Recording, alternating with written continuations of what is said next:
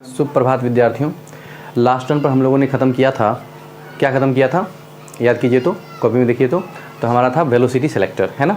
उसमें हमने जाना था कि किस प्रकार से यह डिवाइस एक विशेष वेलोसिटी से मूव कर रहे चार्ज पार्टिकल को सेलेक्ट कर लेता है, बाकी सबको अंदर में ही रख लेता है, ठीक है।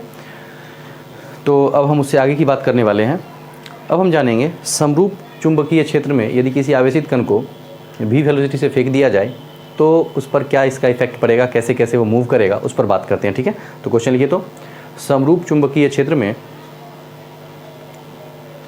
आवेशित गतिशील कण के आवर्तकाल का व्यंजक प्राप्त करें, ठीक है। चलिए देखते हैं। मान लो ये हमारा समरूप चुंबकीय क्षेत्र है, क्रॉस डॉट जो भी है डिपेंड करता है आप पर, जैसा मन है वैसा रख सकते हैं। लो देखो ऐसा है,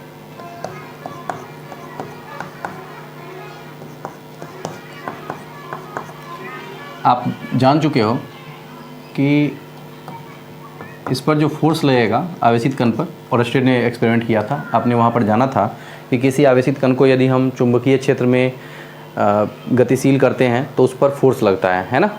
और उस फोर्स का वैल्यू कितना था F = QV sin थीटा था ना, ओके। और उसकी डायरेक्शन निकालते थे हम फ्लेमिंग्स के लेफ्ट हैंड रूल से। आज हम उसी पर बात करने वाले हैं। मान लिया जाए v वेलोसिटी से कोई चार्ज पार्टिकल यहाँ पर मूव कर रहा है। मान लो यहाँ पर चार्ज q है जो चल रहा है वेलोसिटी v से इधर की तरफ, ओके, v वेलोसिटी से। देखते हैं इस पर क्या होगा। तो लेफ्ट हैंड रूल लगाएंगे और देखेंगे कि इस पर फोर्स की डायरेक्शन क्या है। देखो फील्ड अंदर की तरफ है ना। हमारा लेफ्ट हैंड रूल क्या है कि यदि हम अपने बाएं हाथ को, फ्लेमिंग का लेफ्ट हैंड रूल है, यदि हम अपने बाएं हाथ के तर्जनी, मध्यमा और अंगूठा को परस्पर लंबवत इस प्रकार रखें कि तर्जनी चुंबकीय क्षेत्र की दिशा में हो, मध्यमा आवेश के वेग की दिशा में हो, तो अंगूठा उस पर आरोपित बल की दिशा को बताएगा। तो देखो इधर जा रहा था तो इस पर फोर्स किधर लगा, देखो ध्यान से, यूँ, ये रहा फील्ड, ये रहा मेरा वेलोसिटी, तो ऊपर लगा थंब फोर्स, यानी कि ये सीधे ना जाकर के ऊपर की ओर फोर्स लगा तो सीधे ना जाकर थोड़ा सा ऊपर मुड़ जाएगा, यानी कि यूँ हो जाएगा, यूँ, ओके। अब यहाँ चला गया, फोर्स लग रहा है इस पर, सॉरी वेलोसिटी इधर की तरफ है। अब देखते हैं फोर्स क्या है। बी तो इन्वर्स ही है सब जगह, ये तो है ही। चलो देखो यहाँ पर चार्ज पार्टिकल हमारा जा चुका है। अब देखो फील्ड इधर, वेलोसिटी ऊपर, तो मेरा थंब किधर, देखो देखो ध्यान से, इधर है ना। तो मैं अब क्या करूँगा, ये सीधा ना जा करके थोड़ा सा इधर जाएगा, तो मैं ऐसा ड्रॉ करूँगा। ये रहा हमारा नेक्स्ट स्टेप, यहाँ तक पहुँच गया चार्ज पार्टिकल। यहाँ से भी वेलोसिटी इधर है, चार्ज पार्टिकल हमारा यहाँ पहुँच चुका है, ओके। अब देखते हैं चार्ज पार्टिकल पर, देखते हैं फोर्स किधर लग रहा होगा। देखो ध्यान से फील्ड की दिशा इधर नीचे की तरफ, वेलोसिटी इधर, ये हमारा मिडिल फिंगर जो है वेलोसिटी की डायरेक्शन में होगा, तो थंब किधर दे रहा है, नीचे की तरफ, यानी कि इस पर यहाँ पर आकर के फोर्स लगेगा नीचे, तो ये सीधा ना जाकर के थोड़ा सा यूँ चलेगा, यूँ चला, ओके। अब यहाँ पर आ चुका है, यहाँ पर देखते हैं नीचे की तरफ वेलोसिटी है, नीचे की तरफ, और चार्ज पार्टिकल यहाँ पहुँच चुका है। देखते हैं इस पर किधर लगेगा फोर्स, यूँ, देख रहे हो वेलोसिटी इधर है तो थंब मेरा उधर की ओर दिखा रहा है, यानी कि यहाँ से इधर की ओर फोर्स लग रहा होगा और ये सीधा ना जा करके यूँ जा करके इसमें मिल जाएगा। इस प्रकार से आपने देखा कि ये सर्कुलर पाथ को फॉलो करेगा। मान लेते हैं जिस सर्कुलर पाथ में फॉलो किया उसका रेडियस है r। क्या रेडियस है, r, ओके। सेंटर है उसका O। चलो देखते हैं, ध्यान से देखिएगा। मैं कह रहा हूँ कि मान लिया जाए v वेलोसिटी से चल रहा है, तो बताइए इस पर लगने वाला फोर्स कितना है। इस पर लगने वाला फोर्स हो जाएगा F = QVB sin थीटा, ये होगा ना। फोर्स कितना हो जाएगा, QVB sin थीटा। अच्छा, थीटा किसके किसके बीच का एंगल है, तो V और B के बीच का एंगल है। थीटा V और B के बीच का एंगल, वेलोसिटी इधर और B है इनवर्स। ध्यान से देखो, वेलोसिटी है ऊपर की तरफ और B है इनवर्स, दोनों के बीच का एंगल कितना है, देखो इनवर्स ऊपर कितना है, 90 डिग्री, देख रहे हो। यानी कि फोर्स जो लग रहा है उस फोर्स में जो QVB हमारा है, V और B का एंगल कितना है, 90 डिग्री। तो मैं क्या लिखूँगा, F = QVB sin 90, जो कि 1 होता है ना, लिखूँगा। चूँकि sin 90 की वैल्यू कितनी होती है, 1, इसीलिए यहाँ पर QVB है, ओके बच्चों। अच्छा, अब ध्यान से देखिए, ये हमारा फोर्स लग रहा है। जैसे कोई पार्टिकल मान लो घूम रहा है सर्कुलर पाथ में, है ना, तो उसको सर्कुलर पाथ में घुमाने के लिए कुछ तो होगा जो उसकी हेल्प कर रहा होगा। ध्यान से देखिए, मैं एक सिंपल सा बताता हूँ आपको। ये देखो, गिरेगा भी, ठीक है। देखो मैं क्या कर रहा हूँ, इसको मैं सिर्फ ऐसे फेंक दूंगा आगे, तो ये आगे जाएगा। देखो यहाँ से गिरा दिया, नीचे गिरा, है ना, देख रहे हो, यूँ नीचे गिरा। लेकिन यदि मैं इसको ऐसे करके अब फेंकूँ, देखो अब क्या हो गया, सर्कुलर पाथ फॉलो कर लिया इसने। कैसे फॉलो किया, क्यों फॉलो किया, क्योंकि ये वाला जो स्ट्रिंग है ये इसे क्या कर रहा है, सर्कुलर पाथ में घूमने के लिए विवश कर रहा है। ये आगे जाने ही नहीं दे रहा है, इसको जाना चाहिए था नीचे, लेकिन इसने क्या किया, खींच करके यूं कर दिया, फिर जाना चाहिए था आगे, यूं कर लिया, यूं कर लिया, देख रहे हो। तो इसको सर्कल में घूमने के लिए जो आवश्यक सेंटर की ओर लगने वाला, सर्कल के सेंटर की ओर लगने वाला फोर्स है वो कौन प्रोवाइड कर रहा है, यहाँ पर ये स्ट्रिंग कर रहा है। तो इस प्रश्न में जहाँ पर हम देख रहे हैं, जो कर रहे हैं, इस प्रश्न में बताओ तो कौन कर रहा है वो फोर्स अप्लाई, कौन यहाँ पर वो फोर्स प्रोवाइड कर रहा है, तो यहाँ पर मैग्नेटिक फोर्स प्रोवाइड कर रहा है। मैग्नेटिक फोर्स ही तो है जो आगे जाने से रोक करके ऊपर ले गया इसे, देख रहे हो ना। तो यहाँ क्या लिखूंगा, यहाँ आवेशित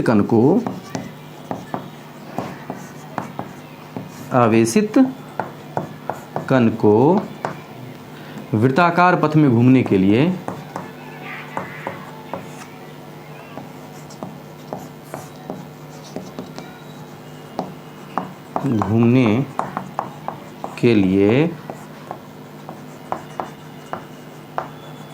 आवश्यक अभिकेंद्रीय बल कौन प्रदान कर रहा है, चुंबकीय बल प्रदान कर रहा है, चुंबकीय बल प्रदान कर रहा है, ठीक है। तो इससे क्या कह सकते हो कि वही फोर्स जो है जो इसको क्या करेगा, सेंट्रीपिटल फोर्स प्रोवाइड करेगा। तो मैं क्या जानता हूँ, Fc इक्वल टू मैं जानता हूँ सेंट्रीपिटल फोर्स, 11th में मैंने पढ़ाया है, होता है mv²/r। ये होता है सेंट्रीपिटल फोर्स। यह वह फोर्स होता है जो किसी भी पार्टिकल को सेंटर में घूमने के लिए ज़रूरी होता है, ये कर रहा है। अब यहाँ से आप क्या कह सकते हो, इक्वेशन इसको 1 मान लो, इसको 1 मान लो। अब देखो तो इस दोनों को देख करके क्या ये दोनों फोर्स बराबर होना चाहिए, यही तो है जो इसको ये प्रोवाइड कर रहा है, मतलब वही जो दे रहा है वही ये हो रहा है। जैसे मेरे को 10 रुपये आपने दिया और वही 10 रुपये मैं खर्च कर रहा हूँ, तो क्या आपने जितना दिया उतना ही मैंने खर्च किया, वही बात है। जितना इसने दिया वही तो यहाँ पर लागू हो गया सेंट्रीपिटल फोर्स। तो मैं क्या लिखूँगा, समीकरण 1 और 2 से, समीकरण 1 तथा 2 से क्या लिखूँगा, लिखूँगा कि mv²/r जो है ये बराबर है QVB के, उचित के अनुचित, उचित। यहाँ से भी ने भी को मार दिया, क्या बच गया, बच गया mv = QBR या फिर v = QBR/m, है ना। यस, ये हमारा वेलोसिटी है, किसका, उस चार्ज पार्टिकल का, वेलोसिटी का फंडा है। अच्छा भाई, अब ध्यान से देखते हैं, ध्यान से देखते हैं। देखिए मैं कह रहा हूँ कि इसके टाइम पीरियड क्या होगा, इसका टाइम पीरियड मतलब एक कंप्लीट चक्कर में लगने वाला टाइम। टाइम पीरियड का मतलब एक कंप्लीट चक्कर पूरा करने में कितना जो ये पार्टिकल है, चार्ज पार्टिकल, कितना टाइम ले रहा है। तो मैं क्या लिखूँगा, अब आवर्तकाल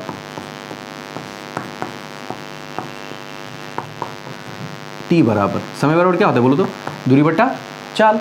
तो दूरी कितना है, कितना है दूरी, एक कंप्लीट चक्कर में कितना दूरी तय किया होगा, तो 2πr लिखूंगा मैं, 2πr है ना, बट्टा चाल, चाल है हमारा भी, रख दो वैल्यू। तो t = क्या आ जाएगा, 2πr अपॉन ये वाला वैल्यू QBR, और नीचे से ऊपर गया कौन, m, तो यहाँ m चला गया, यहाँ से r ने r को मार दिया, तो टाइम पीरियड कितना आ गया, 2πm/QB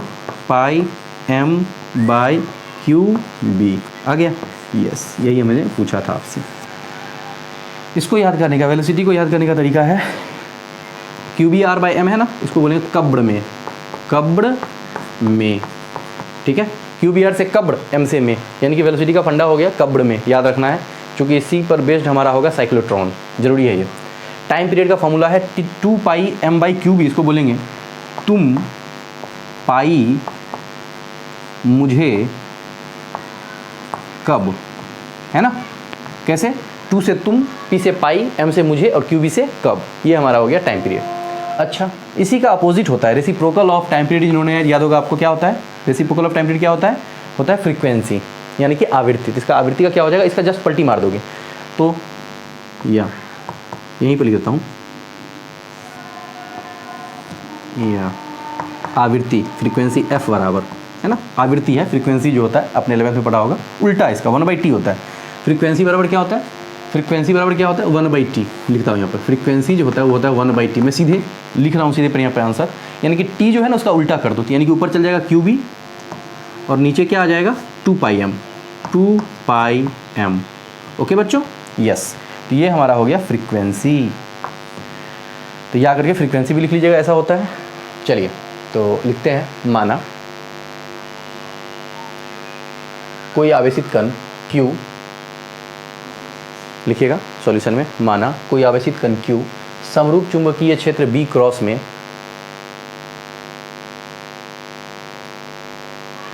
में v वेग से प्रवेश करता है, v वेग से प्रवेश करता है। लिख लिया, जैसा कि चित्र में दर्शाया गया है। चित्र टिप्पणी में लिखिएगा। तो आवेशित कण पर आरोपित चुंबकीय बल, F = QVB sin थीटा, है ना। यहाँ से शुरू कीजिए, पूरा का पूरा है ना, छाप लीजिए। छापिए, तो छापिए स्क्रीन पॉज करके।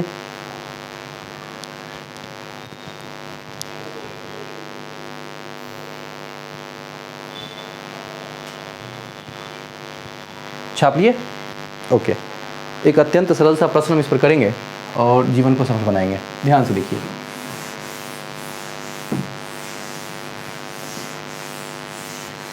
उससे पहले जरा देखो तो फॉर्मूला को ध्यान से देखो। फॉर्मूला को ध्यान से आप देखते हैं हम लोग, है ना। देखिए,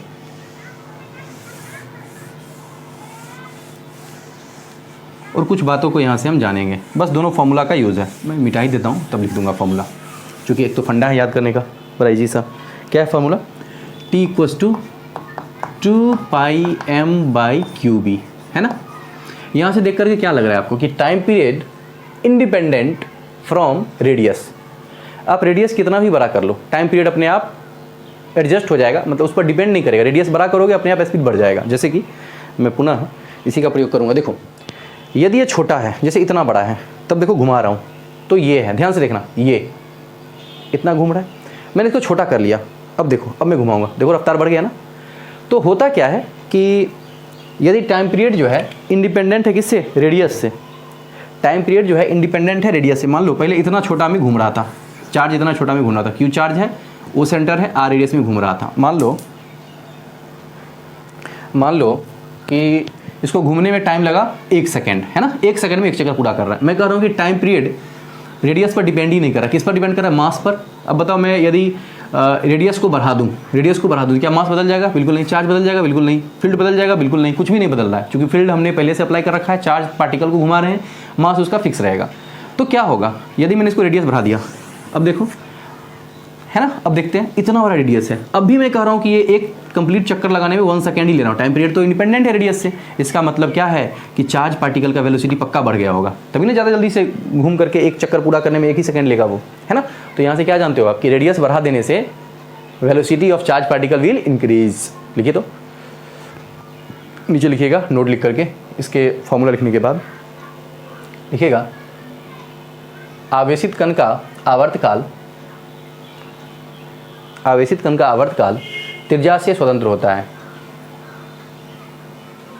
ठीक है। सेकेंड बात लिखिएगा, त्रिज्या को बढ़ाने से आवेशित कण का वेग बढ़ जाता है। त्रिज्या को बढ़ाने से आवेशित कण का वेग बढ़ जाता है। सेकेंड बात हो गया ये। थर्ड लिखिएगा, याद करिए, v = था कब्र में QBR/m। यहाँ से क्या कर सकते हो कि v इंक्रीज होगा तो अपने आप क्या बढ़ जाएगा? r, ये भी इंक्रीज करेगा। लिखिएगा, आवेशित कण का वेग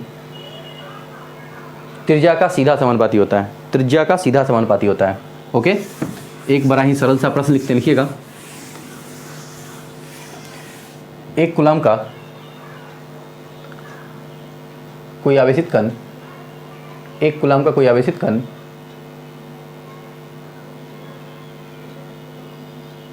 3.14 क्रॉस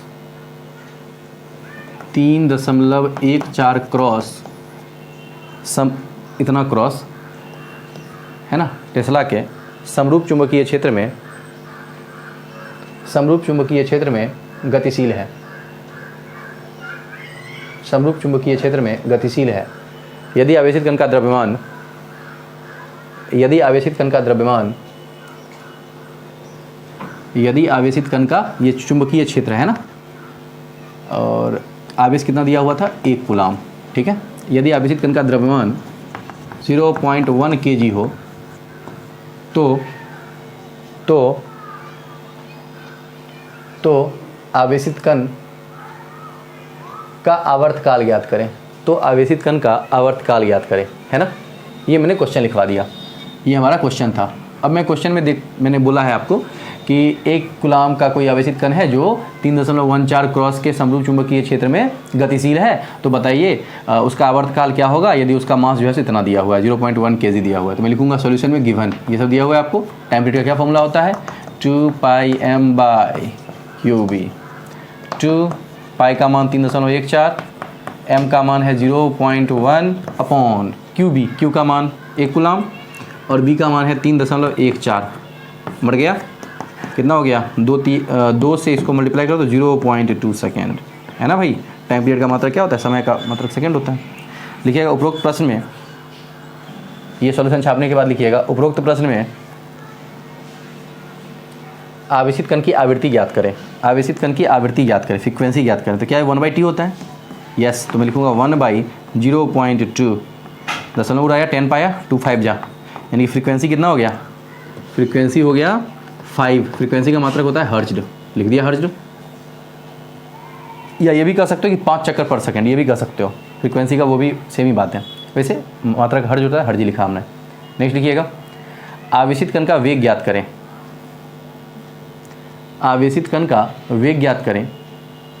यदि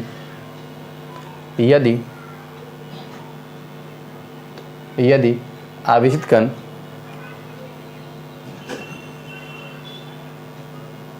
0.1 मीटर के त्रिज्या में 1 मीटर के त्रिज्या वाले वृत्ताकार पथ में गतिशील हो, 0.1 मीटर के त्रिज्या वाले वृत्ताकार पथ में गतिशील हो, ठीक है भाई। ये अब गिवन में हमारा जुड़ गया, ठीक है। तो क्या लिखोगे, अब टाइम वेलोसिटी पूछ रहा है, क्या होता है कब्र में, qbr/m। q का वैल्यू 1, b का वैल्यू है 3.14 और r का वैल्यू अभी मैंने कहा 0.1 अपॉन मास का वैल्यू है 0.1, यार है ना, मास भी वही है, ठीक है। ये से ये निपट गया, कितना हो गया 3.14 मीटर पर सेकेंड। ये हो गया ना velocity of the charge particle. Okay बच्चों, वेरी गुड, छाप लिया यहाँ तक, ओके। चलिए आगे बढ़ते हैं और ज्ञान को और आगे बढ़ाते हैं। मिटा रहा हूँ पूरा का पूरा, मिटाऊँ छापने के बाद, ठीक है। अब जैसे कि मैंने आपको बच्चों कहा था, अब हम जानने वाले हैं साइक्लोट्रॉन। बहुत ही इंटरेस्टिंग टॉपिक है, बिहार बोर्ड इस पर बेस्ड क्वेश्चन तो पूछती ही है। तो देखते हैं क्या है साइक्लोट्रॉन। देखो ये एक डिवाइस है जो बहुत ही हाई वेलोसिटी से, है ना, बहुत ही हाई वेलोसिटी से मूव करने वाला चार्ज पार्टिकल प्रोड्यूस करता है। मतलब आप इस डिवाइस में यदि चार्ज पार्टिकल डालोगे तो बहुत हाई वेलोसिटी से मूव करेगा, बहुत ज़्यादा हाई वेलोसिटी से। तो हम वैसा डिवाइस के बारे में पढ़ने वाले हैं जिसका नाम क्या है, साइक्लोट्रॉन। देखिए साइक्लोट्रॉन, है ना, लिखिए तो साइक्लोट्रॉन। डिफिनेशन लिखते हैं इसका। डिफिनेशन लिखने से पहले मैं इसके बारे में थोड़ा सा बताना चाहूँगा क्या क्या काम करता है, तब आपको ठीक रहेगा। साइक्लोट्रॉन बस लिख लीजिए और देखिए क्या है ये एक ऐसा कुछ डिवाइस है, ध्यान से समझते रहिएगा, बहुत मज़ा आएगा आपको।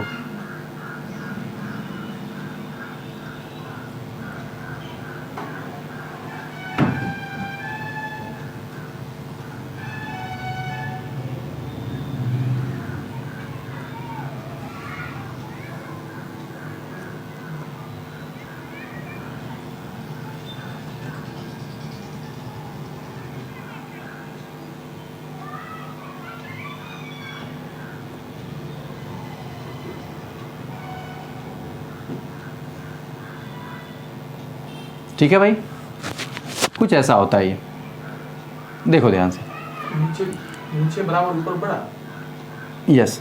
अब देखिए ध्यान से क्या होता है, इसका क्या काम होता है, ध्यान से देखना। ये ना इसका आउटपुट है, मतलब यहीं से आवेशित का निकलेगा बाहर, है ना। इसका ये एक्सिट द्वार है, मतलब निकास द्वार, निकास द्वार। ध्यान से देखिए क्या किया जाता है, यहाँ से एक स्रोत लिया जाता है, ये सोर्स ऑफ चार्ज है ना। यहाँ से चार्ज पार्टिकल इसमें एंटर करेगा। देख रहे हो, यदि इसको देखोगे तो आप डी ऐसे ही लिखते हो, डी ऐसे लिखते हो ना। तो ये दो डी से मिलकर बना होता है। देखो दो डी है, एक इधर डी है, एक इधर डी है। इसको D1 बोलूँगा मैं, D1, इसको बोलूँगा D2। ये दो डीज से मिलकर बना होता है। क्या बोलते हैं इसको, डीज, DES, डीज। एक से ना बॉय होता है तो दो क्या बोलते हैं, बॉयस बोलते हैं, ठीक वैसा ही है। अब देखिएगा ध्यान से क्या होगा इसमें, ये इस प्रकार से बना होता है। ध्यान से देखिएगा, ये इस प्रकार से बनाया जाता है कि जब इसमें प्रवेश करेगा ना, इसमें ध्यान से देखना, जब इसमें प्रवेश करेगा इसमें, तो इसका रेडियस कुछ कम है। आगे वाले में जब इसमें प्रवेश करेगा तो रेडियस अपने आप बढ़ गया, ठीक है। फिर से देखो नेक्स्ट वाले में और रेडियस बढ़ गया, नेक्स्ट वाले में और रेडियस बढ़ गया, यानी कि आगे बढ़ रहा है, रेडियस भी बढ़ रहा है। और आपने अभी भी जाना है v = कब्र में, कब्र में, यानी कि रेडियस के बढ़ने से क्या बढ़ जाएगा, वेलोसिटी।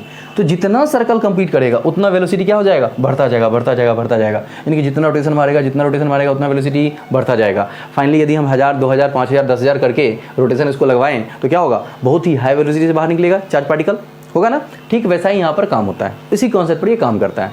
अच्छा, हम जानते हैं energy neither created not destroyed, energy का ना तो निर्माण हो सकता है ना विनाश हो सकता है। तो एनर्जी इसको चाहिए होगा घूमने के लिए, तो एक प्रत्यावर्ती स्रोत को यहाँ पर सेट किया जाता है। देखो अभी तक आपने सेल पढ़ा है, ये एक नया मैंने जोड़ा है, इसको बोलते हैं प्रत्यावर्ती स्रोत, प्रत्यावर्ती स्रोत। अब ये क्या है, ये कुछ नया नहीं है, आपने इसके बारे में मैंने बताया आपको जब करंट पढ़ रहे थे तब, कि भाई धारा दो प्रकार का होता है, एक होता है दिष्ट धारा, दूसरा होता है प्रत्यावर्ती धारा। तो ये वैसा धारा है जिसका ध्रुवता बदलता रहता है, इसका डिफिनेशन मैंने बता रखा है। तो क्या होगा, जब आवेशित कण कोई चार्ज पार्टिकल इसमें एंटर करेगा, किसमें, इसमें, इस वाले पहले वाले, जो पहला वाला हमारा जो सर्कल है उसमें प्रवेश करेगा, तो यहाँ उस समय इसका रहेगा पॉजिटिव टर्मिनल यहाँ पर, और यहाँ रहेगा निगेटिव, ठीक है। अब उस पॉजिटिव टर्मिनल से हम जानते हैं W बराबर क्या होता है, VQ, माइनस का W बराबर होता है ना VQ, या इसी को बोलते हैं U, माइनस W बराबर U हो जाता है, तो U बराबर हो गया VQ। यानी कि V वोल्टेज है इसका, इस स्रोत का वोल्टेज कितना है V। जैसे बैटरी लगाते हो तो बैटरी का क्या बोलते हो आप, कि 10 वोल्ट का है, 20 वोल्ट का है, वैसे ही जो प्रत्यावर्ती स्रोत है उसका वोल्टेज क्या है, V है। V वोल्ट का स्रोत है। इस स्रोत ने क्या किया, इस पॉजिटिव वाले को एनर्जी दिया, कितना कितना, इस आवेश में जैसे ही इसमें एंटर किया उसने कितना एनर्जी दे दिया, VQ एनर्जी दे दिया। उस VQ एनर्जी को इसने इस रोटेशन तक में प्राप्त कर लिया, लेकर के मजे में था। फिर से जब इसमें एंटर किया तो उतना ही देर में, जितना देर में ये यहाँ से यहाँ आया चार्ज पार्टिकल, इसका फ्रीक्वेंसी इस प्रकार से सेट किया जाता है कि उतना ही देर में इसकी ध्रुवता बदल करके यहाँ प्लस यहाँ माइनस।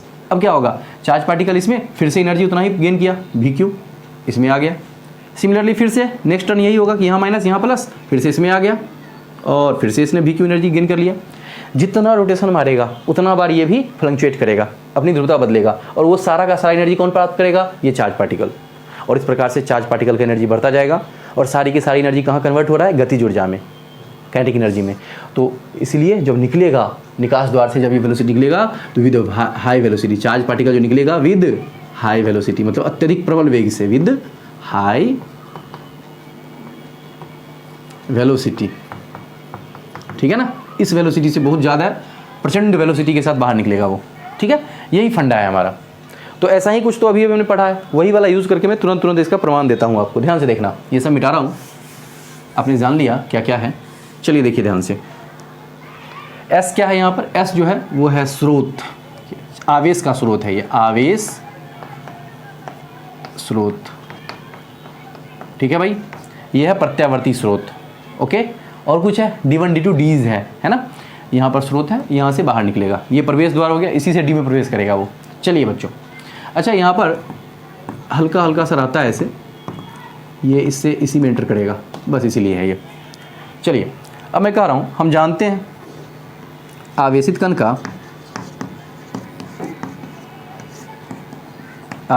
का आवर्तकाल। भाई सब ध्यान से देखना, आप एक बात जानते हो, अभी मैंने कहा था आपको कि आवर्तकाल इज इंडिपेंडेंट फ्रॉम रेडियस, यानी कि पहला जो छोटा वाला सर्कल है उसमें जो टाइम लगाएगा वो उतना ही लगाएगा सबसे बाद वाले में, सबसे बाहर वाले में। टाइम पीरियड तो कांस्टेंट रहने वाला है, तो मैं लिखूंगा टाइम पीरियड, अभी भी पढ़े हैं क्या, तुम पाई मुझे कब, तुम पाई मुझे कब, ये हमारा टाइम पीरियड हो गया। ओके बच्चों, यानी कि जो आवेशित कण है जो निकल रहा है उसका टाइम पीरियड क्या है, तुम पाई मुझे कब। ओके, इसकी फ्रीक्वेंसी, आवेशित कण का आवृत्ति क्या पलटी मार देंगे इसको, यस पलटी मार दो, तो फ्रीक्वेंसी क्या हो जाएगा भाई, हो जाएगा QB/2πm। सेम चल रहा है ना, यस सेम चल रहा है, इसीलिए तो वो बताया मैंने। चलिए अब देखते हैं आगे की बात। हमें इंटरेस्ट है इसके वेलोसिटी में, किस वेलोसिटी से बाहर निकलेगा ये, तो मैं बोलूँगा आवेशित कण का वेग, आवेशित कण का वेग भी क्या याद किया अभी कब्र में, QBr/m, कब्र में अभी मैंने बताया था आपको। अच्छा ये r कौन सा होगा, यहाँ तो r बहुत सारा है, तो जो निकलेगा जिस रेडियस से वो वाला हमारा होगा r। यहाँ पर मैं बोलूँगा r मैक्स, मैक्सिमम जो रेडियस है, ये छोटा, इससे बड़ा, इससे बड़ा, इससे बड़ा, सबसे बड़ा, वो वाला r लेना है। तो ये हमारा हो गया उसका वेलोसिटी। ओके, नेक्स्ट निकलेगा, तो मैंने कहा गतिज ऊर्जा उसकी बढ़ती जाती है, तो मैं पुनः लिखूंगा आवेशित कण की गतिज ऊर्जा। क्या लिखूंगा, आवेशित कण की गतिज ऊर्जा, आवेशित कण की गतिज ऊर्जा, गतिज ऊर्जा क्या होता है बोलो, ½ mv²। ये तो आपको याद ही होगा, है ना। तो लिखूंगा मैं ½ m की वैल्यू तो भाई गिवन रहेगा, कितना मास का चार्ज पार्टिकल है, v का वैल्यू यहाँ पर है QBr/m, लिखो QBr/m का स्क्वायर। ओके, यहाँ से आ गया ½ ध्यान से देखते रहना, ½ mq² b² r, अच्छा r नहीं, r मैक्स ना, यस r मैक्स, तो r मैक्स का स्क्वायर और बट्टा m का स्क्वायर, स्क्वायर से स्क्वायर मर गया। यहाँ से काइनेटिक एनर्जी क्या निकल के आ गया, यहाँ से काइनेटिक एनर्जी जो है उछलता कूदता हुआ मुझे दिखा, क्या दिखा, ½ q² b² r मैक्स का स्क्वायर अपॉन, बोलो अपॉन m। ये हमारा हो गया काइनेटिक एनर्जी। सारे के सारे डब्बे बहुत काम के हैं, लेकिन रटना कुछ भी नहीं है, मैंने ट्रिक दे दी रखा है आपको। तुम पाई मुझे कब, है ना, इसी का पलटी है ये, कब्र में, बात खत्म। चलिए तो लिखते हैं साइक्लोट्रॉन का डिफिनीशन। अब आप जान गए हो इसका डिफिनीशन क्या होगा, बोलो तो क्या होगा इसका डिफिनीशन। यह एक वैसा विद्युत यंत्र है जो आवेशित कण को त्वरित करके उच्च गतिज ऊर्जा प्रदान करता है। सिंपल, यही ना भाई, यही इसका काम है। लिखिएगा वैसा विद्युत यंत्र, साइक्लोट्रॉन लिख के लिखिएगा, वैसा विद्युत यंत्र जो आवेशित कण को, वैसा विद्युत यंत्र जो आवेशित कण को त्वरित करके उच्च गतिज ऊर्जा प्रदान करता हो, उच्च गतिज ऊर्जा प्रदान करता हो, साइक्लोट्रॉन कहलाता है, साइक्लोट्रॉन कहलाता है। ओके, चलिए अब लिखिएगा रचना, रचना लिख कर लिखिएगा, लिखिएगा यह दो डीज DEES डीज D1, D2 आवेश स्रोत S, प्रत्यावर्ती धारा स्रोत को चित्रानुसार व्यवस्थित करके बनाया जाता है, को चित्रानुसार व्यवस्थित करके बनाया जाता है। ओके, ये हमारा हो गया इसका डायग्राम। चित्र बना लीजिएगा, सिर्फ ये डायग्राम बनाइएगा, पूरा का पूरा सब कुछ लिखा हुआ सब कुछ लिख लीजिए। चलिए अब लिखेंगे क्रियाविधि, अब लिखेंगे क्रियाविधि। क्रियाविधि बोलो, क्रियाविधि क्या होगा, तो लिखेंगे क्रियाविधि में, लिखिए जब आवेशित कण स्रोत से निकलकर D1 में प्रवेश करता है, D1 में प्रवेश करता है, तो प्रत्यावर्ती स्रोत का आवर्तकाल इस प्रकार से सेट किया जाता है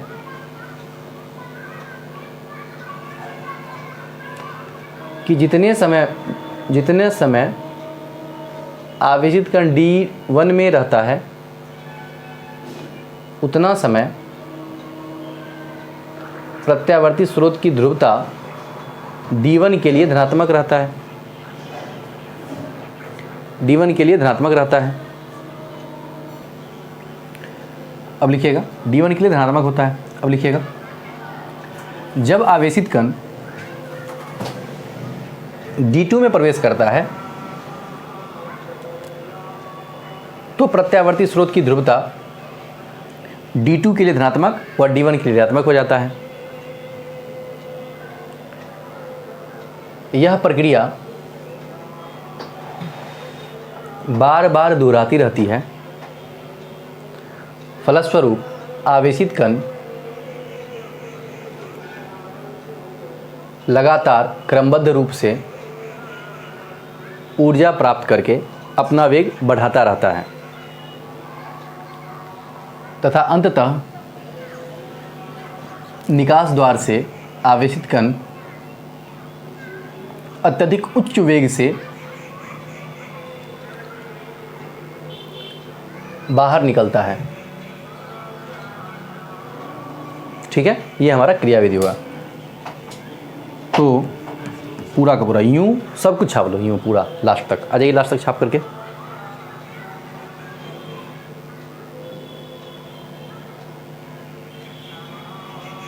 आ गए लास्ट तक? ओके, चलिए आगे बढ़ते हैं। मिटा रहा हूं।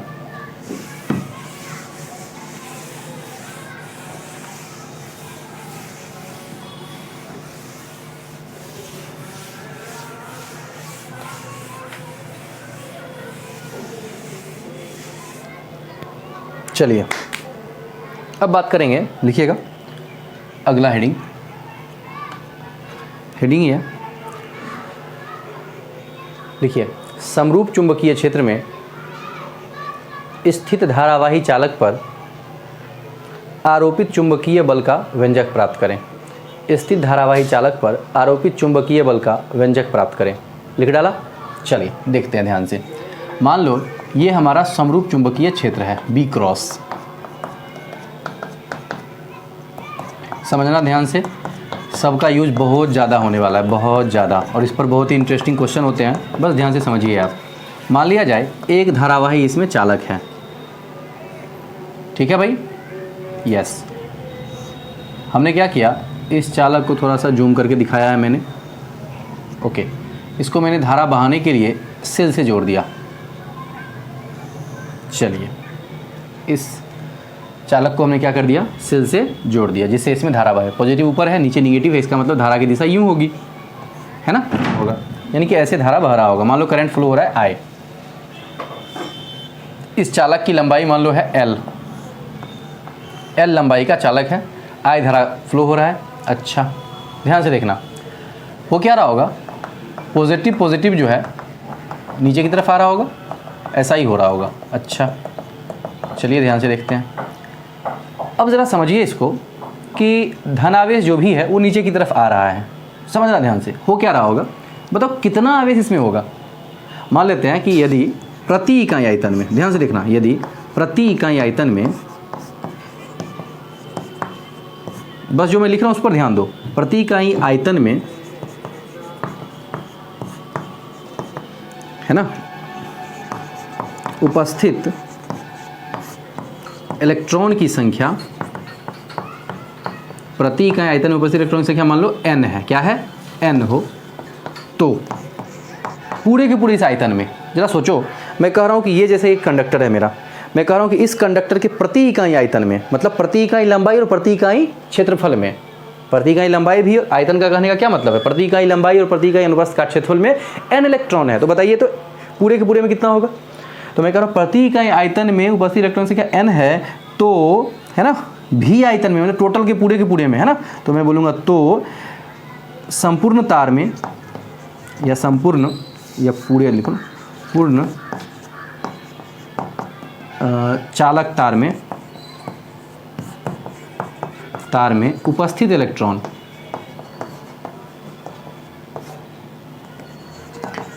की संख्या क्या हो जाएगी बोलो तो, संख्या क्या हो जाएगी बोलो तो मैं कह रहा हूँ कि इकाई आयतन में था n, ठीक है। जरा सोचो, वही मैं बात यहाँ पर समझाने का प्रयास कर रहा हूँ। मान लो ये हमारा कंडक्टर है, ये हमारा कंडक्टर है, मैं कह रहा हूँ कि इसका अनुप्रस्थ काट क्षेत्रफल a है और लंबाई l है। आयतन बराबर क्या लिखते हो आप, लिखते हो क्षेत्रफल इंटू लंबाई AL। मैं कह रहा हूँ प्रति इकाई आयतन, मतलब प्रति इकाई क्षेत्रफल और प्रति इकाई लंबाई में। भाई प्रति इकाई आयतन करने का क्या मतलब है? प्रति इकाई क्षेत्रफल, प्रति इकाई लंबाई। तो मैं कह रहा हूँ कि प्रति इकाई क्षेत्रफल यानी कि इकाई क्षेत्रफल तथा इकाई L में कितना है? N electron.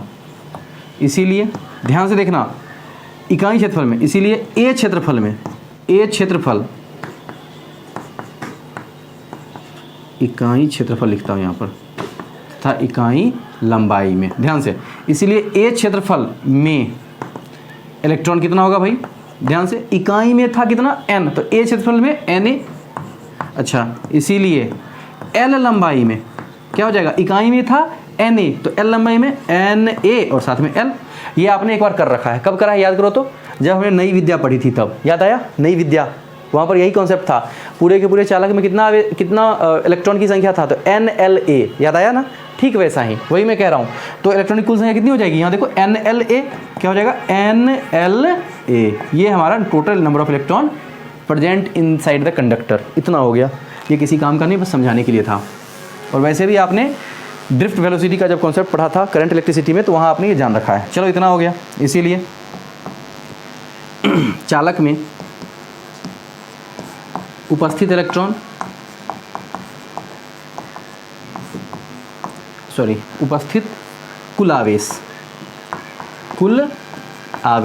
भाई साहब बोलो, आवेश बराबर क्या होता है फॉर्मूला?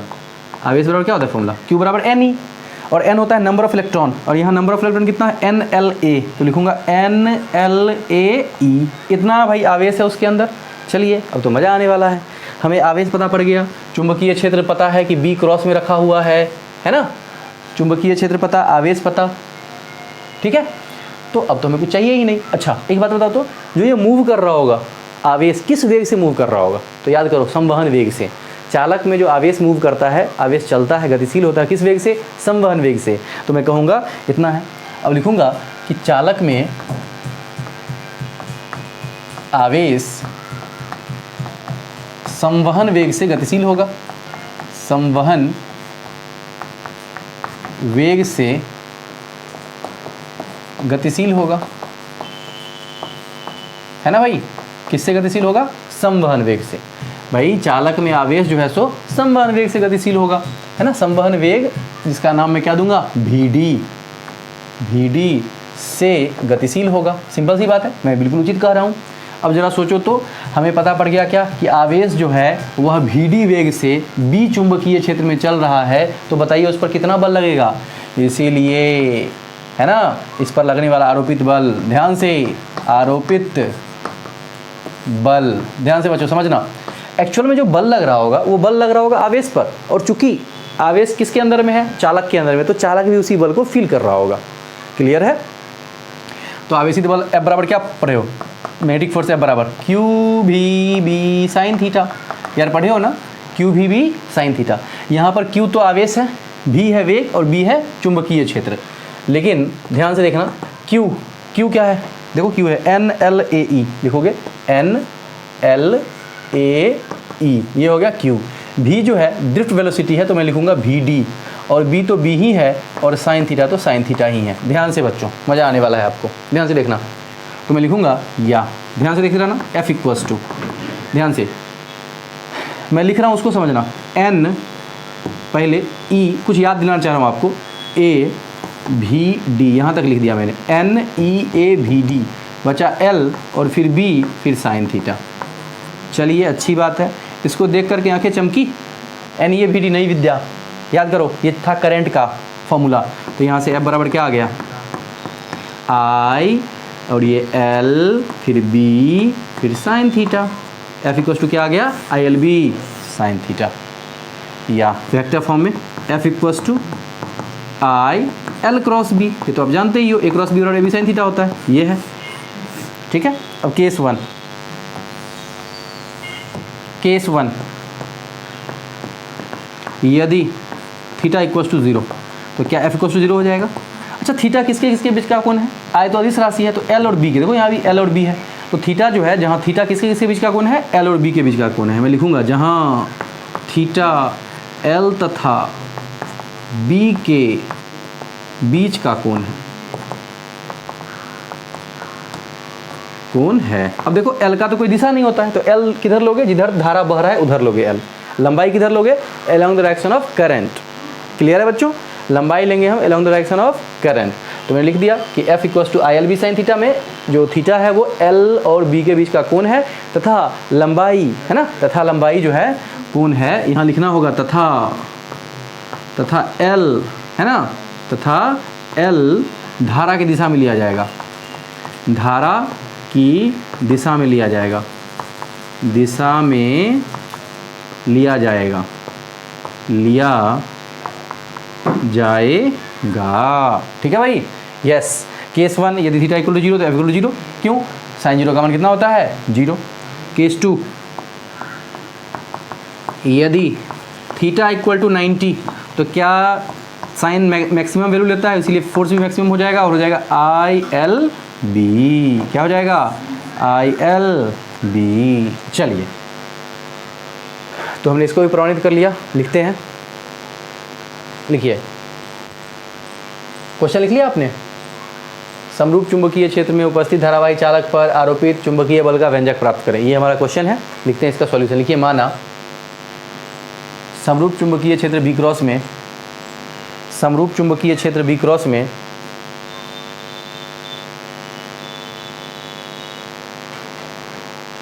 किसी चालक को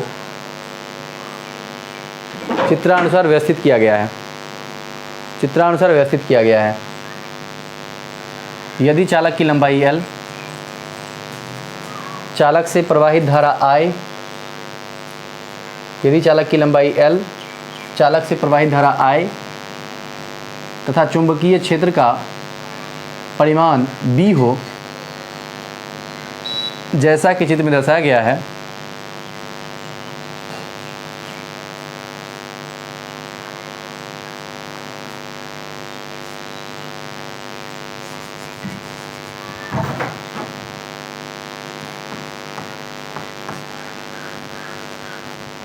तथा करके ना, चित्र छापने के बाद तथा करके पूरा का पूरा लास्ट तक आ जाओ, आ जाओ। तो तथा करके पूरा का पूरा लास्ट तक आ जाओ, तो आ जाइए। छाप लिया भाई। तो फोर्स का मैग्नीट्यूड कितना आ गया, ILB साइन थीटा, है ना। अब बात रही इसकी दिशा की, किसकी दिशा की, इस फोर्स की दिशा की। याद करिए, हमने फ्लेमिंग का वाम हस्त नियम पढ़ा था। क्या पढ़ा था, फ्लेमिंग का वाम हस्त नियम। याद करिए, तो उसका मैंने जब परिभाषा लिखवाया था तो वहाँ पर मैंने एक नया टर्म ऐड किया था। वो आवेश के लिए था, लेकिन वही मैंने कहा दिया था आवेश स्लैश धारा। याद आ रहा है, आवेश स्लैश धारा, यानी कि धारा के लिए भी वो सही था। तो मैंने क्या कहा था, नियम ध्यान से देखते हैं। यदि हम अपने बाएं हाथ के तर्जनी, मध्यमा और अंगूठा को परस्पर लंबवत इस प्रकार रखें कि तर्जनी चुंबकीय क्षेत्र की दिशा में, मध्यमा आवेश के वेग स्लैश धारा की दिशा में, ये बात मैंने वहीं पर जोड़ दिया था। तो अंगूठा बल की दिशा को बताएगा। चलिए देखते हैं इसमें। तर्जनी चुंबकीय क्षेत्र की दिशा में, मध्यमा वेग या धारा की दिशा में, वेग या धारा की दिशा में। ठीक है, देखो धारा नीचे जा रहा है। ठीक है, तो फोर्स किधर लगेगा, इधर, है ना, फोर्स इधर लगेगा। ठीक है भाई, तो लिखिएगा नीचे लास्ट में, धारावाही चालक पर आरोपित बल की दिशा, नीचे लिखिएगा नोट करके, धारावाही चालक पर आवेशित बल की दिशा को फ्लेमिंग के वाम हस्त के नियम के द्वारा प्राप्त किया जा सकता है। फ्लेमिंग के वाम हस्त के नियम के द्वारा प्राप्त किया जा सकता है। ठीक है बच्चों, चलिए एक मज़ेदार सा क्वेश्चन करते हैं और अपने जीवन को धन्य बनाते हैं।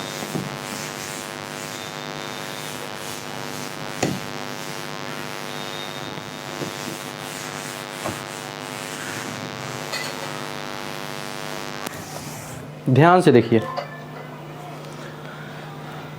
मान लो समरूप चुंबकीय क्षेत्र क्रॉस है। इस क्रॉस क्षेत्र में क्या किया हमने,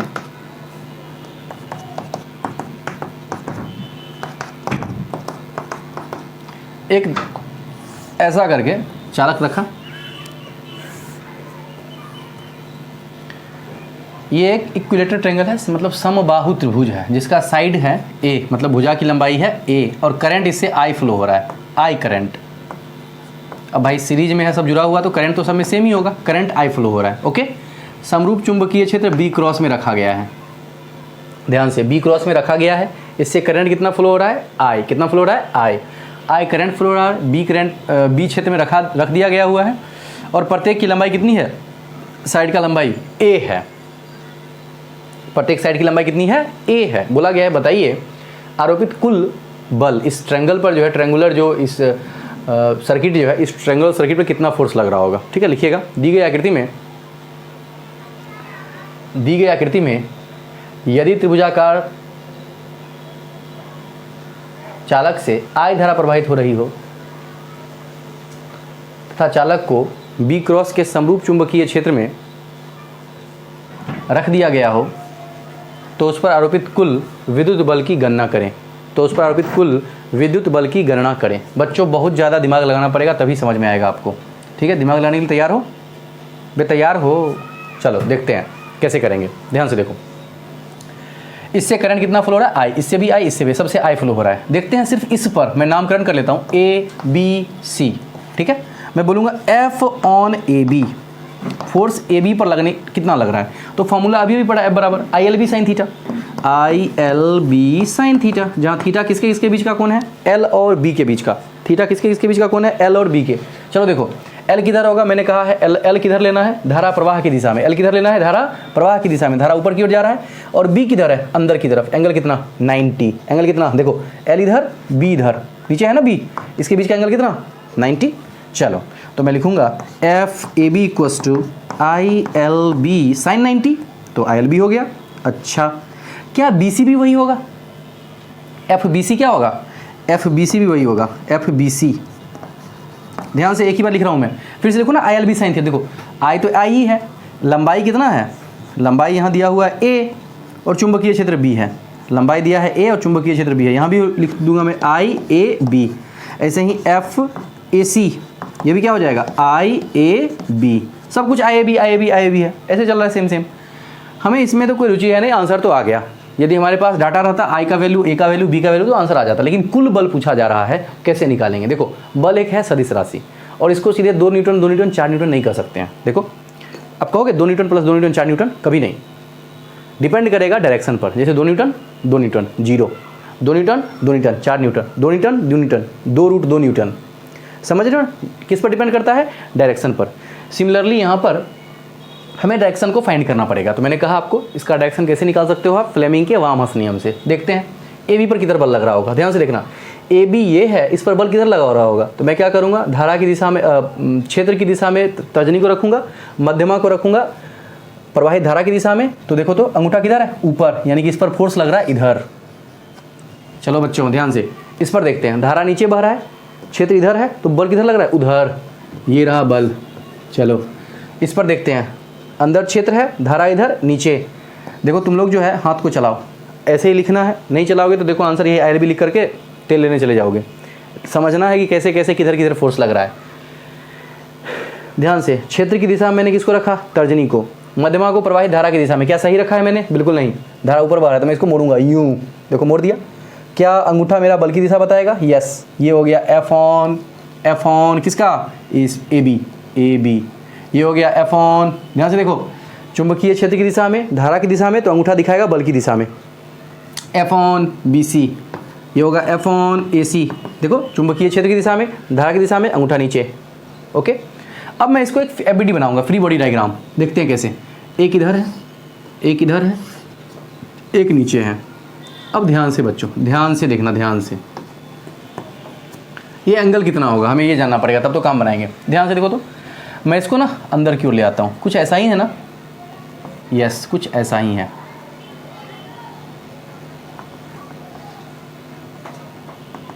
ऐसा एक्सटेंड कर दिया मैंने। अब जरा सोचो ये सब एंगल होगा कितना, ध्यान से समझते हैं। क्या ये एक जो त्रिभुज है, जिस त्रिभुज की बात हम कर रहे हैं, ये एक समबाहु त्रिभुज है। कौन सा त्रिभुज है, समबाहु त्रिभुज। कौन सा त्रिभुज है, समबाहु त्रिभुज। अच्छा, समबाहु त्रिभुज है। जरा इस पर जरा सोचना कि ये वाला प्रत्येक एंगल कितना होगा। तो ये तीनों का तीनों एंगल जो होगा समझ तुरंत आ जाएगा। देखो इसको मिला दो, समबाहु त्रिभुज फिर से बनाते हैं। एबी बनाने के बाद ये एक समबाहु त्रिभुज है। अब जानते हो आप समबाहु त्रिभुज है, और समबाहु त्रिभुज का प्रत्येक जो है कोण 90 डिग्री 60 डिग्री होता है। तो ये 30, तो ये कितना, इस ट्रायंगल में देख लो, ये 30, तो ये कितना यार बोलो ना, 120। भाई टोटल इस छोटे से त्रिभुज का सभी कोण कितना होगा 180। तो 180 पुराना है हमको, 30 30 60 हो गया, तो 120 रहेगा तब 180 और सब हो जाएगा भाई 120 सेम। चलिए सभी के बीच का एंगल कितना है 120। ओके, अब हमारे पास पता पड़ गया कि फोर्स है, उसके बीच का एंगल है, हमें नेट फोर्स निकालना है। इसको मिटाता हूं मैं, ध्यान से देखना। चलो,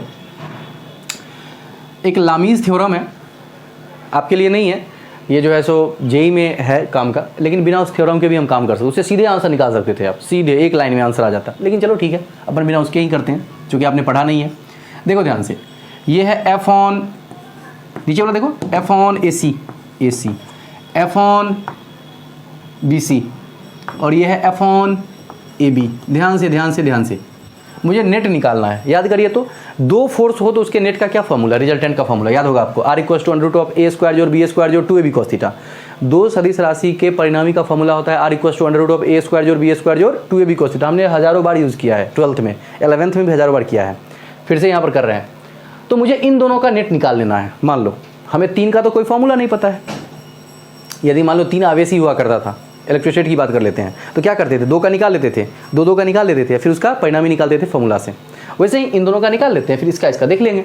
तो चलिए मैं FA और FBC का निकालता हूँ। तो मैं लिखूँगा F नेट इन दोनों के कारण, तो क्या 20 से निकलेगा ना, पता होगा आपको परिणामी कहाँ से निकलता है, 20 से निकलता है। F नेट और क्या लिखोगे बोलो तो, FAB² plus FBC² plus 2FAB FBC cos 120 degree. उचित कि अनुचित, उचित। चलिए FAB और FBC देखो सब मैग्नीट्यूड में सेम है, मैग्नीट्यूड में सब क्या है, सेम है। डायरेक्शन पता ही है 60 डिग्री 120 डिग्री है दोनों के बीच का। तो लिखता हूँ मैं FAB FBC सेम ही है, तो मैं लिखूँगा FAB² प्लस इसको भी लिखता हूँ FAB²। क्यों ऐसा लिख रखा हूँ मैं, बिकॉज दोनों सेम ही है। चूँकि FAB बराबर है FBC और ये भी बराबर है FAC, देख रहे हो सब बराबर है, प्लस 2FAB का स्क्वायर। और cos 120 का मान कितना चल रहा है आजकल, कितना चल रहा है cos 120, बोलो माइनस का हाफ। कितना चल रहा है, माइनस का हाफ। लो यहाँ माइनस का हाफ लिख दिया, 2 से 2 मर गया और माइनस में सिर्फ ये बचा हुआ है, ये रूट में चल रहा है बेचारा अपना। तो कितना हो गया देख लो, क्या FAB² प्लस FAB² माइनस का FAB² सब रूट में है। ये से ये मर गया, बच गया FAB। क्या भाई, रूट से बाहर निकल गया, ये F नेट रहा किसका, इन दोनों का FAB। और क्या FAB और FAC भी बराबर है। अब देखो दोनों same magnitude and opposite in direction, same magnitude opposite direction. तो F नेट क्या हो जाएगा, बोलो यहाँ पे कर रहा हूँ, इसको ज़रूरी है ना, यहाँ पे कर रहा हूँ, ध्यान से देखना। इसीलिए F नेट, F टोटल लिखता हूँ अब, F टोटल क्या हो जाएगा, बोलो फिर से भाई, अपोजिट डायरेक्शन में और वो है तो फिर से वही करोगे आप, यही काम फिर से करना है आपको। ये करोगे तो आंसर आ जाएगा। कैसे आ जाएगा, तो यही बात फिर से लिखोगे और यहाँ cos 180 लिख दोगे, तो आंसर जो आएगा वो आ जाएगा A - B का होल स्क्वायर और आंसर आ जाएगा 0। ये मैंने आपको बता भी रखा है ना, ये बता रखा है आपको। अब इन दोनों का निकालना है, इसका और इसका। तो एंगल कितना इन दोनों के बीच का, 180 डिग्री। कितना एंगल, 180 डिग्री। यानी कुछ ऐसा 2 न्यूटन, आंसर कितना, 0। यही ना रे, यहाँ देखो ऐसे है कुछ ऊपर नीचे, कितना हो गया आंसर, 0 हो गया, ऊपर नीचे आंसर 0 हो गया। तो वही तो मैं कह रहा हूँ, F टोटल कितना हो जाएगा, 0। ऐसे ही करोगे आंसर वैसे ही आ जाएगा, करके देखना बस। क्या रखना है यहाँ पर, सिर्फ 180 का मान -1, तो यहाँ हो जाएगा FAB² जो FBC² FAB² जो FBC² माइनस 2FABC, यानी कि A² जो B² माइनस 2AB, तो A - B का होल स्क्वायर बाहर निकलेगा तो A - B, और दोनों सेम ही है तो घट के 0। और वैसे भी हम जानते हैं 2 न्यूटन 0, 2 न्यूटन 4 न्यूटन, डायरेक्शन पर डिपेंड करता है। तो चलिए लिखिए, छाप लीजिए पूरा, लिखिएगा इस प्रकार। लास्ट में छापने के बाद इस प्रकार, आरोपित कुल बल कितना होगा, 0 होगा, आरोपित कुल बल 0 होगा। चलिए मिटा रहा हूँ इसे।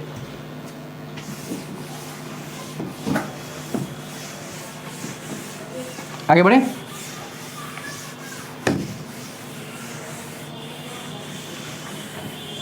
ओके, एक क्वेश्चन आपके लिए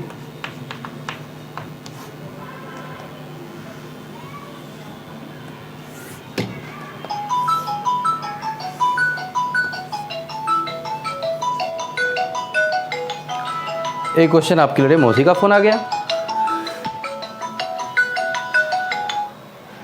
हाँ भाई, ध्यान से देखो।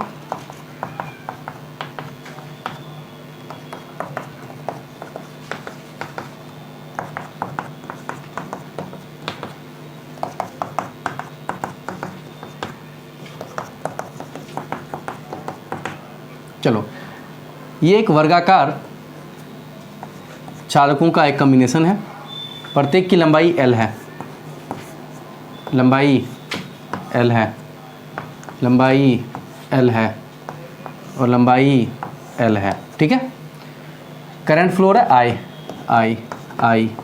करंट फ्लो है I। बोला जा रहा है कि बता डालिए इस पर लगने वाला कुल फोर्स। लिखिए क्वेश्चन, दी गई आकृति में L लंबाई वाले किसी वर्गाकार चालक को चित्रानुसार B क्रॉस समरूप चुंबकीय क्षेत्र में रख दिया गया है। यदि चालक से प्रवाहित धारा I हो तो चालक पर आरोपित कुल चुंबकीय बल का मान ज्ञात करें। कुल चुंबकीय बल का मान ज्ञात करें। ठीक है। आप लोग अभी मेरे साथ काम करोगे। अभी आपको बोलना है, अभी पहले आप खुद से देखो और इसका डायरेक्शन बस बताओ। फॉर्मूला पता है आपको, F बराबर ILB sin थीटा, है ना। लेकिन हमें कुल निकालना। ILB sin थीटा लगाने से कुछ नहीं होगा। क्यों नहीं होगा भाई, हमें तो पता है इस पर लगने वाला, इस पर मैं नामकरण कर लूँगा ABCD, आप निकाल लोगे, उससे क्या फ़र्क पड़ेगा। हमें तो नेट चाहिए ना। तो हम क्या करेंगे, सब में अलग अलग से देखते हैं करके। पहले खुद से करो तो देखो तो क्या आ रहा है डायरेक्शन। FAB का डायरेक्शन किधर आ रहा है, देखो करके। बाएं हाथ का प्रयोग करना है। बाएं हाथ का प्रयोग एक यहाँ पर भी होता है। ठीक है। तो प्रयोग करते हैं, बोलिए तो किधर होगा फोर्स की डायरेक्शन करके देखो। किधर हुआ, FAB पर। करो जल्दी से करो, बना करके करो। आपने कर लिया, अब मैं करके बताता हूँ किधर आ रहा है डायरेक्शन। क्षेत्र अंदर क्या धारा इधर ही बह रहा है ना रे, मैं गधा हूँ, नहीं बह रहा है, धारा इधर बह रहा है, इधर लगा दिया तो क्या अंगूठा नीचे है, यानी कि बल किधर लग रहा होगा, नीचे। इस पर फोर्स किधर लग रहा होगा, नीचे। ऐसे ही सब पर निकालोगे और नेट फोर्स निकाल करके मुझे बताओगे। आंसर बता देता हूँ, F नेट होने वाला है कितना, 0। सब पर देखना, इस पर नीचे हुआ और देखो ऊपर वाले पर किधर होगा।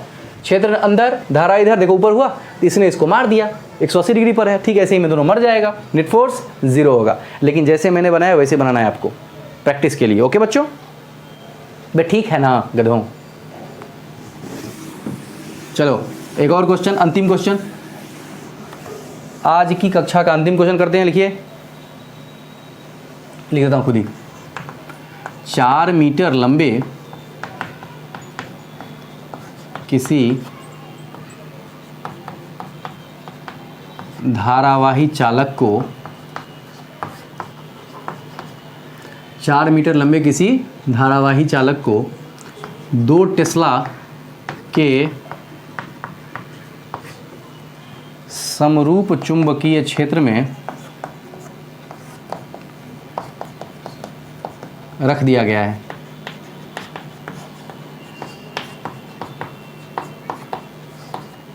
यदि चालक से प्रवाहित धारा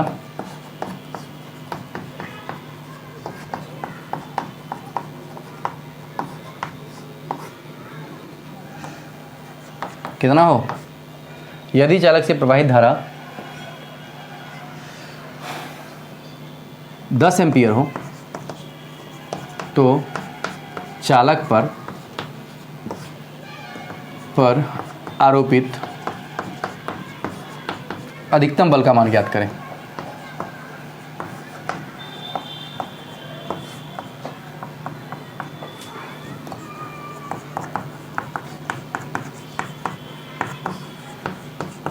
अब देखो अधिकतम बल यानी कि थीटा अपने आप 90 हो गया।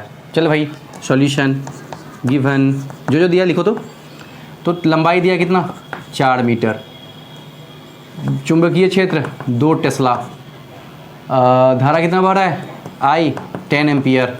बस क्या लिखोगे, अब equals to ILB sin theta. Maximum पूछ रहा है तो मैं एफ मैक्स के लिए थीटा का मान कितना लूँगा 90, तो हो जाएगा आई का मान 10, एल का मान 4, बी का मान 2, 4 दूनी 8 दें का 80 न्यूटन हो गया फोर्स। ओके बच्चों, छाप लीजिए। छाप लिया? ठीक है बच्चों, इतना ही रखते हैं आज और मिलते हैं अगले एपिसोड में, ठीक है? आप अच्छे से पढ़िए, तब तक के लिए गुड बाय और गुड नाइट।